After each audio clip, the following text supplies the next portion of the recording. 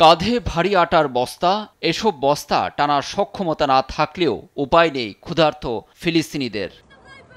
তাদেরই একজন মোহাম্মদ আল মাসরি না খেয়ে থাকা পরিবারের 11 সদস্যের জন্য মাসরিকে এই আটার বস্তা যে করেই হোক ঘরে পৌঁছে দিতে হবে।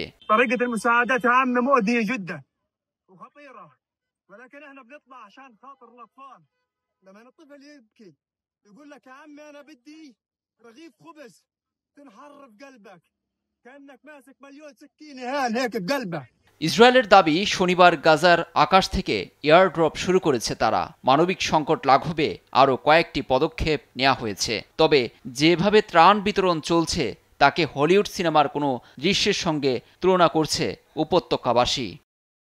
বিশৃঙ্খলা এড়াতে ঘনবসতি 3টি এলাকায় প্রতিদিন 10 ঘণ্টা হামলা বন্ধের ঘোষণা দিয়েছে ইসরায়েলের প্রতিরক্ষা বাহিনী IDF।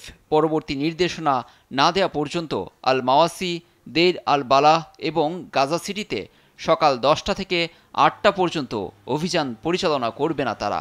আন্তর্জাতিক চাপের মুখে কিছু অংশে অভিযান সাময়িক স্থগিতের ঘোষণা এলো।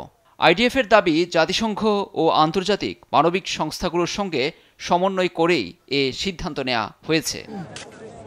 গাজায় স্থায়ী যুদ্ধবন্ধ ও ত্রাণ প্রবেশের উপর সব ধরনের নিষেধাজ্ঞা তুলে নিয়ে ইসরায়েলের বিরুদ্ধে ব্যবস্থা নিতে গেল বুধবার আহ্বান জানিয়েছে শতাধিক NGO। লুৎফর কবির, নিউজ ডেস্ক, দেশ টিভি।